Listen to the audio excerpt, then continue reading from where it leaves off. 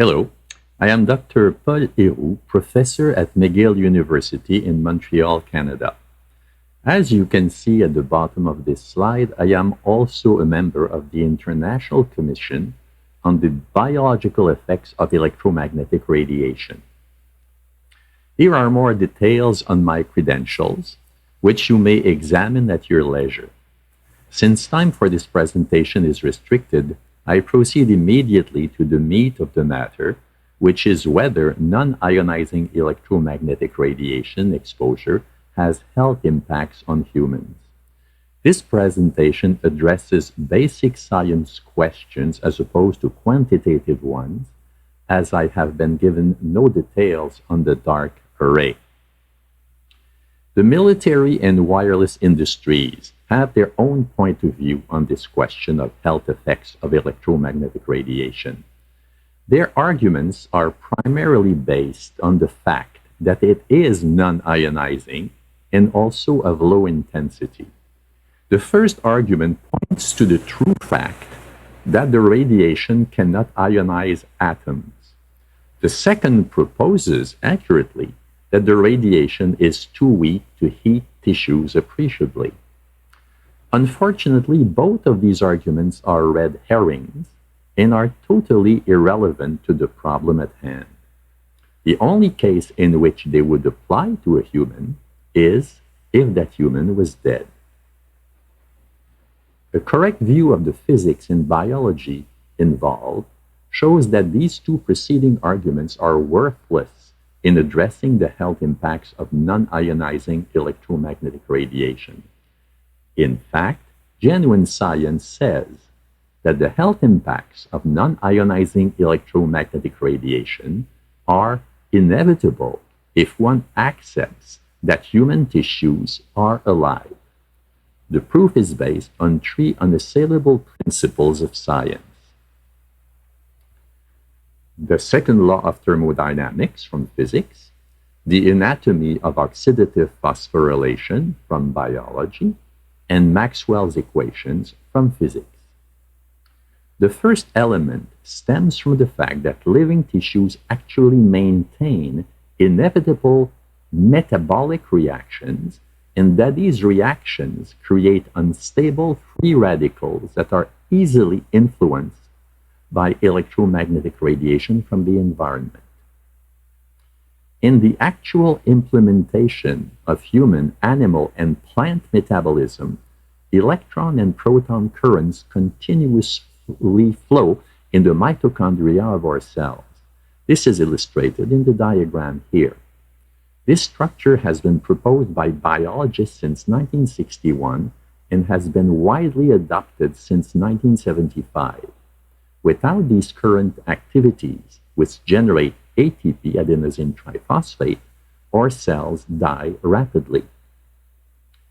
This is a busy quantitative slide which shows that the human body contains between 0.28 and 18 quintillion electron and proton paths, 100 to 200 nanometers long.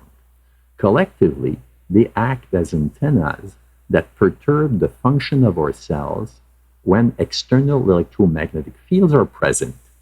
This property of the body is even reflected in the dielectric measurements of living tissues. That the body's antennas function is disturbed by environmental electromagnetic fields is guaranteed by the principle of superposition, which is derived from the well-known Maxwell's equations. If you are the victim of health effects from the radiation after DARC is installed, your comments will likely be ignored and you will be told that you are imagining things since such effects are impossible. Fortunately, science can rely on animal reactions that are unlikely to be caused by imagination, since they are likely to be aware of the situation. This is a video which illustrates this. This picture shows some aphids on the leaf of an orange tree. Shortly after radar equipment was installed at a nearby airport a number of years ago, I noticed that every few seconds, All the aphids would tense up in unison and do sort of a little dance, as you see in the picture.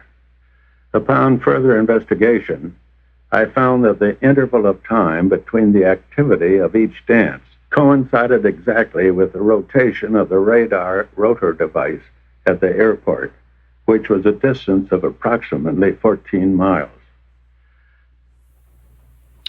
During the slide that follows, I have attached the sound from a microwave detector stimulated by a radar scan. Should DARC be installed, this inaudible signal to you will likely be present forever in your new environment, but of course it can be detected by radio equipment. And so, what are the possible consequences? This 2011 article suggests that pulsed microwaves from a radar working environment can be the cause of genetic and cell alterations, and that oxidative stress can be one of the possible mechanisms of DNA and cell damage.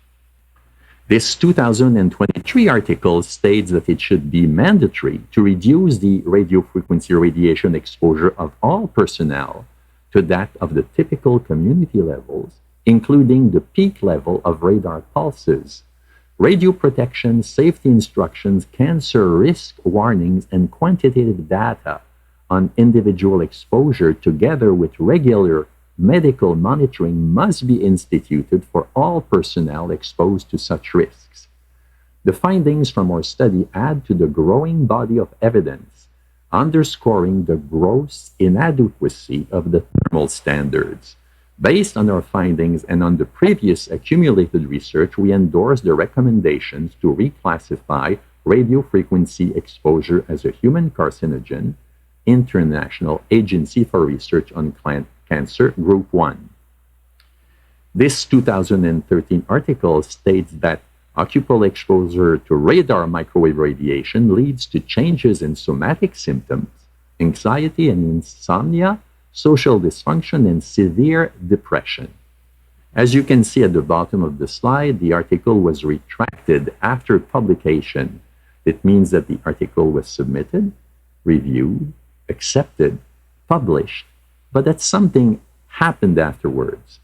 It is not unusual that journals are intimidated to retract information that is not acceptable to certain organizations. In this way, the question of the biological effects of radar radiation is a political rather than a scientific one. You cannot be harmed by things that you are unaware of. I wish PARC the best luck in ensuring that your home remains a theater of health rather than a theater of war.